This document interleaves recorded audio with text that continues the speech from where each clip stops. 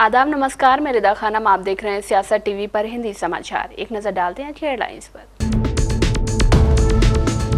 PM Modi बोले, कांग्रेस को मुसलमानों से हमदर्दी है तो कांग्रेस का अध्यक्ष किसी मुसलमान को बनाया जाए। कांग्रेस अध्यक्ष का पीएम मोदी पर पलटवार, पूछा बाबा साहेब के कौन से सिद्धांत को अपनाया।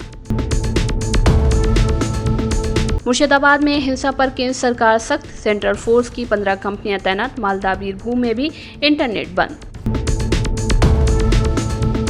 सलमान खान को फिर मिली जान से मारने की धमकी, घर के बाहर बढ़ाई गई सुरक्षा। आरजेडी कांग्रेस गठबंधन को लेकर सियासी हलचल तेज, 15 अप्रैल को अहम बैठक। 291 भारतीय बच्चों को हज पर जाने की नहीं दी गई इजाजत। अब समाचार विस्तार से।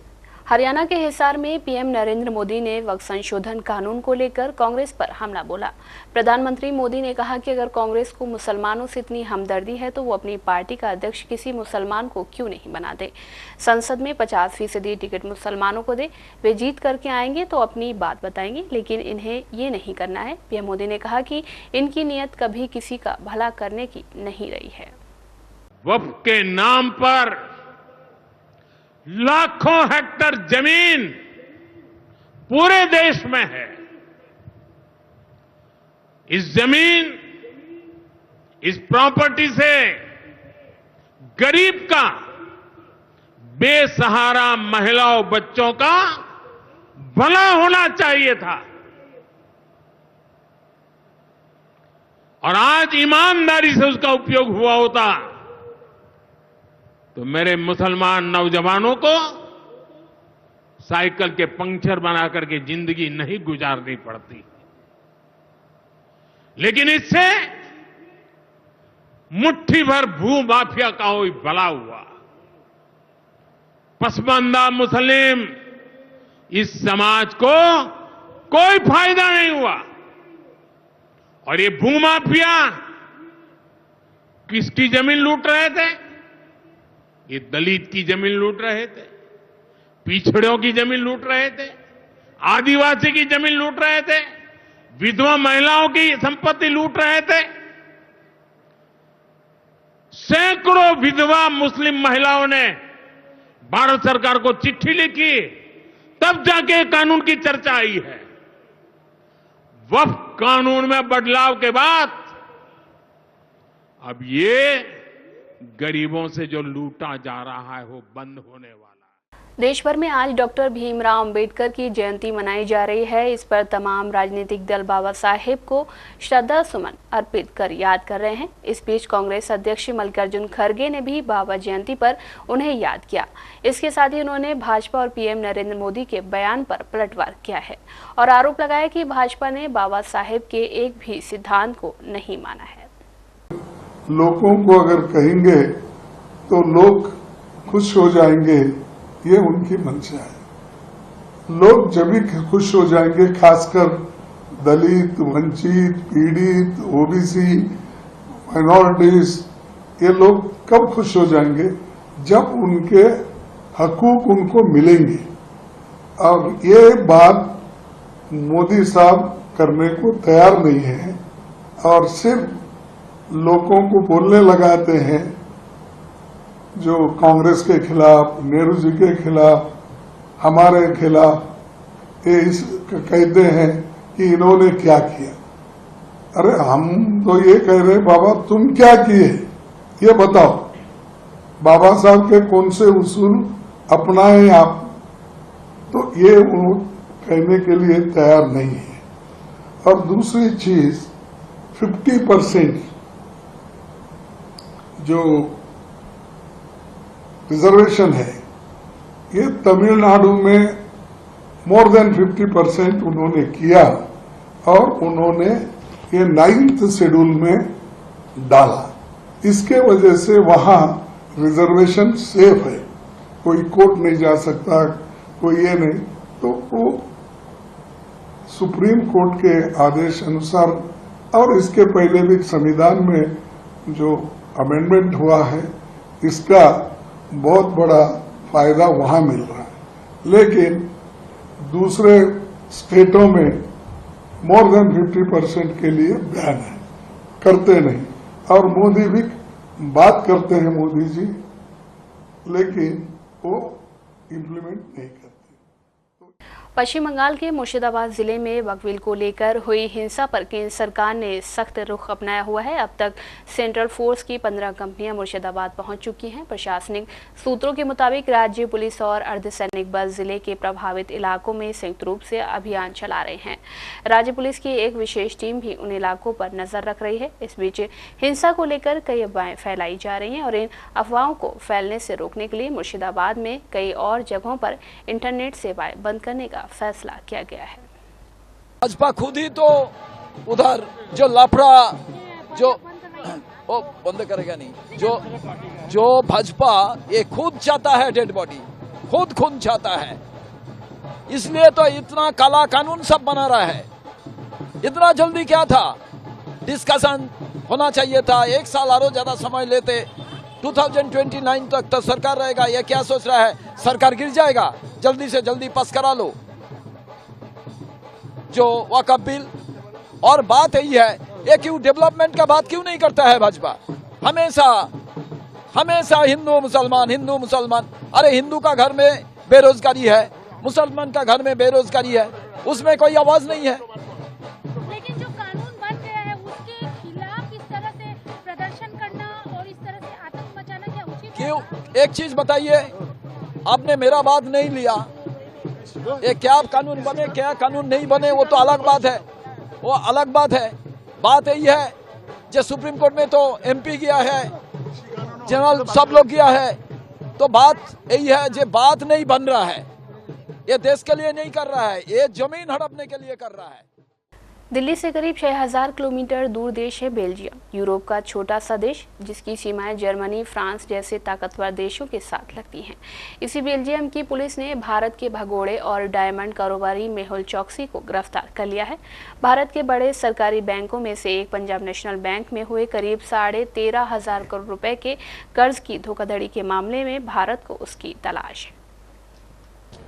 बहुत अच्छी बात है देश के लिए, और अरेस्ट करना एक चीज है, पर जरूरी है कि जो रिकवरी होनी चाहिए, वो जो गलत हुआ है देश के लोगों के साथ, तो वो रिकवरी में जरूर सरकार को ध्यान देनी चाहिए। और जो लोग नुकसान में थे वो नुकसान उनका हटना चाहिए। और चौकसी के मिलने से वो जरूरी है कि जो भी बैंक लोन वगैरह लिया या कुछ भी ऐसे गलत किया तो उसको कार्रवाई करके पूरा नतीजे पे आए। और नीरव मोदी भी हैं और अलग अलग लोग हैं जो तड़ीपार हैं या जैसे भी है, पर उनको जरूर सरकार मेहनत करके वापस लाएं। और जो लोगों का नुकसान हुआ है उस पे मेरा पूरा उनके साथ मेरा यही है कि सरकार को उनका नुकसान भरना चाहिए। सलमान खान की एक मुश्किल खत्म नहीं होती कि दूसरी शुरू हो जाती है। सुपरस्टार को लगातार जान से मारने की धमकियां मिलती रहती हैं। पिछले कुछ महीनों से मामला थोड़ा शांत दिख रहा था, लेकिन एक बार फिर से उन्हें जान का खतरा है। मुंबई के वर्ली वाले ट्रैफिक डिपार्टमेंट के व्हाट्सएप नंबर पर किसी अज्ञात शख्स ने धमकी दी है। दरअसल सलमान खान को घर में घुसकर मारने की धमकी दी गई है। इसके साथ ही सलमान खान की गाड़ी को बम से उड़ा देने की धमकी भी मिली है। कल ट्रैफिक कंट्रोल वर्ली के ऑफिस में अभिनेता सलमान खान के इसमें एक धमकी का मैसेज आया था व्हाट्सएप पे। उसके हिसाब से हमने वर्ली पुलिस स्टेशन में 351(2) और 3 के तहत गुना दाखिल किया है। आगे की कार्रवाई चालू है। सऊदी अरब द्वारा निजी हज कोटे में कटौती किए जाने पर नेशनल कॉन्फ्रेंस के अध्यक्ष डॉक्टर फारूक अब्दुल्ला ने कहा कि मैं प्रधानमंत्री मोदी से अपील करता हूं कि वे सऊदी अरब के नेताओं से बात करें और उनसे हमारा कोटा कम न करने का आग्रह करें। यहां नौकरियों का भी सवाल है। देखिए, इंसान सारी जिंदगी पूंजी जमा करता है कि वो ज़ियारत कर सके, काबा देख सके, उसके ऊपर वहाँ दुआ मांग सके, नबी करीम सल्लल्लाहु अलैहि वसल्लम की तुरबत पे जा सके। ये उसकी तमन्ना होती है और उसको पूरा करने के लिए वो सारी जिंदगी जमा करता है और फिर अल्लाह की मेहरबानी से वहाँ जाता है। अब जो ये ऑर्डर आया है मैं पहले तो हुकूमत हिंदुस्तान वज़ीर आज़म से गुजारिश करूंगा कि वो सऊदी गवर्नमेंट से बात करे, क्योंकि हमारे अच्छे दोस्त हैं सऊदी अरब के जो हुक्मरान हैं, उनसे बात करें और कहे कि साहब हमारे साथ इंसाफ करिए और जो कोटा हमारे है उसको कम मत करें। अगर आप बढ़ा नहीं सकते कम मत करिए और कोशिश करें कि इनको इजाज़त दी जाए कि हमारे लोग जो है ये फरीज़ा पूरा कर सकें। डॉक्टर भीमराव अंबेडकर की 134वीं जयंती के मौके पर बहुजन समाज पार्टी ने पूरे देश भर में श्रद्धा और सम्मान के साथ कार्यक्रम आयोजित किए। पार्टी की राष्ट्रीय अध्यक्ष बहन कुमारी मायावती ने लखनऊ में बाबा साहेब को पुष्पांजलि अर्पित करते हुए समाज के वंचित तबकों, दलितों, आदिवासियों, पिछड़े वर्गों और अन्य उपेक्षितों से अपील की है कि वे बीएसपी से जुड़कर अंबेडकरवादी सोच को अपनाएं और सत्ता की चाबी अपने हाथ में लें।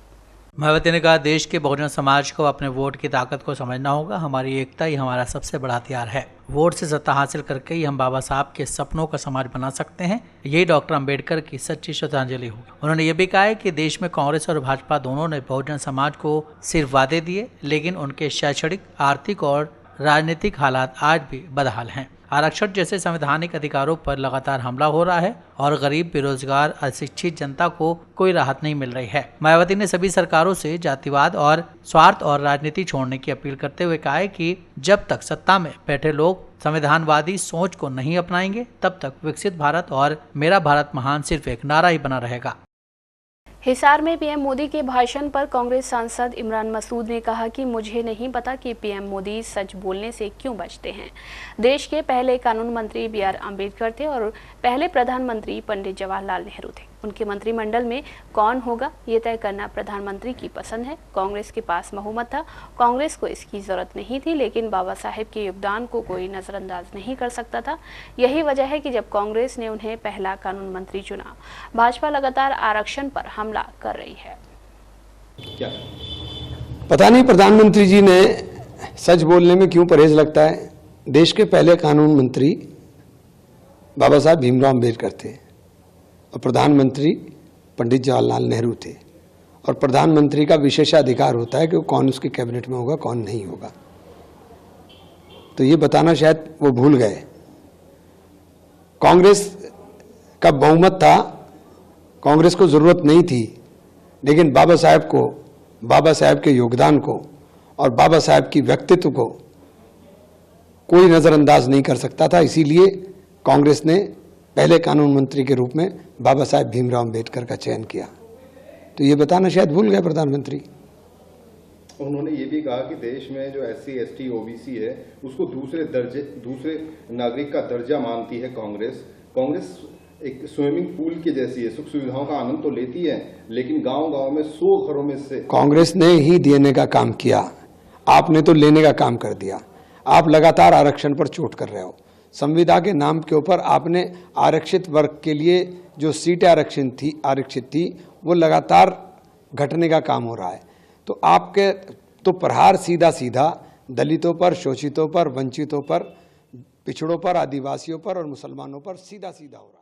बिहार विधानसभा चुनाव जैसे जैसे नजदीक आ रहा है, वैसे वैसे सियासी पारा चढ़ना शुरू हो गया है। चुनाव के वक्फ एक्ट को लेकर उठे विवाद के बाद जेडीयू के कई बड़े मुस्लिम नेता पार्टी छोड़ चुके हैं। इस बीच भाजपा के कद्दावर नेता और हरियाणा के मुख्यमंत्री नायब सिंह सैनी ने ऐसा बयान दिया है जिसने नई बहस को जन्म दे दिया है, साथ ही साथ राजनीतिक तापमान को और चढ़ा दिया है। दरअसल उन्होंने कहा कि इस बार का चुनाव सम्राट चौधरी के नेतृत्व में लड़ा जाएगा, जिसके बाद आरजेडी के नेता तेजस्वी यादव ने चुटकी ली है। सम्राट के नेतृत्व में चुनाव लड़े जाएगा, उन्होंने नायब सिंह सैनी ने कहा है, और सम्राट सीएम बनेंगे। अरे भाई, बीजेपी में कौन नहीं सीएम बनेगा ये तो बता दो। काहे आप लोग झगड़ा लगवा रहे हैं उन लोगों में। 2 दिन बाद दूसरा नाम आ जाएगा, क्यों चिंता कर रहे हैं। लोग आपस में नूरा कुश्ती लोग करते रहे। सीएम इस बार खटारा गाड़ी जो है, जो एनडीए की खटारा गाड़ी, इस बार बिहार की जनता जो है नए गाड़ी पे सवार करने जा रही है। महागठबंधन राष्ट्रीय जनता दल की सरकार बनने जा रही है और कोई मतलब नहीं। संविधान को बचाने के लिए बड़ी लड़ाई लड़ने हम लोग खड़े हैं, कोई हाथ तो लगा के देखे। बिहार में 2025 में होने वाले विधानसभा चुनाव को लेकर राजनीतिक दलों ने अपनी तैयारियां शुरू कर दी हैं। इस कड़ी में आरजेडी और कांग्रेस के बीच एक महत्वपूर्ण बैठक 15 अप्रैल को दिल्ली में होने जा रही है। ये बैठक कांग्रेस अध्यक्ष मल्लिकार्जुन खड़गे के आवास पर होगी, जिसमें बिहार के पूर्व डिप्टी सीएम तेजस्वी यादव और दोनों दलों के अन्य वरिष्ठ नेता शामिल होंगे। बैठक का मुख्य उद्देश्य सीट बंटवारे और आगामी चुनाव की रणनीति को अंतिम रूप देना है। अव्वल तो यह औपचारिक बैठक है और जाहिर है कि एक लंबे अरसे से, मतलब अगर कांग्रेस के अलाइज को देखें तो राष्ट्रीय जनता दल ओल्डेस्ट अलाई है एज ऑफ नाउ। तो जाहिर है कि इस औपचारिक बैठक में एक पूरे परिदृश्य पर बात होगी और जो कुछ मीडिया में आप देख रहे हैं वो लगभग आधारहीन है। ये बैठक शेड्यूल की गई है एक पूरे बिहार के पूरे संदर्भ को देखते हुए, और चूंकि चुनाव अब तकरीबन 6-8 महीने दूर है तो उस पर बात होगी 6 महीने दूर। बिहार विधानसभा में विपक्ष के नेता तेजस्वी यादव ने शराबबंदी कानून को लेकर बिहार सरकार को घेरते हुए कहा कि ये कानून अब मजाक बन गया है। इस कानून की आड़ में केवल गरीबों को निशाना बनाया जा रहा है। बिहार भाजपा अध्यक्ष दिलीप जायसवाल ने कहा कि उन्हें ये साबित करना चाहिए, अगर विपक्ष कुछ आरोप लगाता है तो उन्हें सबूत पेश करना चाहिए और अगर वे ऐसा नहीं कर सकते हैं तो उन्हें दुष्प्रचार के लिए आरोप नहीं लगाने चाहिए। उसको वो साबित करें। अगर खाली हवा में बोलने से नहीं होगा। अगर कोई आरोप प्रतिपक्ष लगाता है तो प्रतिपक्ष को सबूत भी देना चाहिए, और प्रतिपक्ष में अगर सबूत देने की ताकत नहीं है तो कभी आरोप नहीं लगाना चाहिए। इसीलिए सिर्फ प्रोपगंडा बनाना कि इस तरह का घटना घट रहा है, इस तरह की बातें हो रही है, ये नहीं चलेगा। प्रतिपक्ष के नेता इस बात को समझ लें कि कोई भी बात बोलने के लिए उनको प्रूफ देना होगा, उनको मध्य प्रदेश के गुना जिले में हिंदू संगठनों ने आज हनुमान जयंती शोभा यात्रा पर हमले के विरोध में जोरदार प्रदर्शन किया। इस दौरान स्थिति को बेकाबू होता देख पुलिस ने प्रदर्शनकारियों पर लाठीचार्ज किया। प्रदर्शन में शामिल लोग हनुमान जयंती शोभा यात्रा पर हमले के आरोपियों के खिलाफ तत्काल कार्रवाई की मांग कर रहे थे। आप सब नॉर्मल है, पुलिस फोर्स पर पर्याप्त मात्रा में लगा हुआ है, मैं स्वयं उसका नेतृत्व कर रहा हूं और जो एंटी सोशल एलिमेंट है अगर सजा बिगाड़ने का कोशिश करेंगे उनको सख्ती से निपटा जाएगा। नकाब पहनकर आए थे वगैरह, उनको हम सीसीटीवी कैमरा से अभी आइडेंटिफाई करेंगे कौन ऐसे लोग हैं, उनके खिलाफ सख्त कार्रवाई होगी। संगठन के जो लोग हैं उनका लगातार ये कहना है कि गिरफ्तारी नहीं की गई है और लोगों के लिए हमने शिकायत की थी, इसको लेकर हम लगातार करनेलगंज में दोबारा जाना चाहते हैं। ये 17 गिरफ्तारियां ऑलरेडी हम आपको बता चुके हैं कि हो चुकी है इसमें प्रकरण में। मैं स्वयं पायमा में था, वहां पे कोई ऐसी घटना नहीं घटी है, मैं स्वयं था रात में। हज 2025 की तैयारियां सऊदी अरब में शुरू की जा चुकी हैं। दुनिया भर से मुसलमान 4 जून से शुरू होने वाली तीर्थ यात्रा के लिए 1 अप्रैल से सऊदी अरब पहुंचना शुरू कर चुके हैं। तीर्थ यात्रा में अब तक बच्चे, महिलाएं, बुजुर्ग सभी हिस्सा लेते आए हैं, लेकिन इस बार हज के नियमों में बदलाव किया गया है। इसी के चलते भारत के 291 बच्चों को हज जाने की इजाज़त नहीं दी गई है। दरअसल सऊदी अरब ने हज 2025 के लिए नियमों में बदलाव किया। इसी के चलते इस बार 12 साल तक की उम्र के बच्चों को हज पर जाने की इजाजत नहीं दी गई। यही वजह है कि भारत के 291 बच्चों को भी हज करने की इजाजत नहीं दी गई है। भारत से सबसे ज्यादा महाराष्ट्र से बच्चों ने हज के लिए आवेदन किया था, जिनकी संख्या 56 थी। हर साल लाखों की तादाद में हाजी हज के लिए सऊदी अरब जाते हैं। इस मौके पर कई लोग अपने छोटे छोटे बच्चों को भी लेकर जाते हैं, लेकिन इस बार ऐसा करने की इजाजत नहीं दी गई है। सऊदी सरकार ने यह फैसला बच्चों की सुरक्षा को देख कर लिया है। सऊदी सरकार के इसी फैसले के तहत भारत से हज के लिए आवेदन करने वाले 291 बच्चों को अनुमति नहीं दी गई है। इसी के चलते भारतीय हज समिति ने 13 अप्रैल को एक सर्कुलर जारी कर सऊदी सरकार के फैसले को सूचित किया है। इसी के साथ हज समिति ने घोषणा की है कि 12 साल से कम उम्र के बच्चों के लिए हज के लिए किए गए भुगतान को वापस किया जाएगा। इसी के साथ जानकारी दी गई है कि सऊदी अरब के निर्णय के चलते 291 आवेदक बच्चों का हज आवेदन रद्द कर दिया गया है। हिंदी समाचार बस यहीं समाप्त होता है। मुझे दें इजाजत। बाकी खबरों के लिए बने रहें सियासत टीवी के साथ।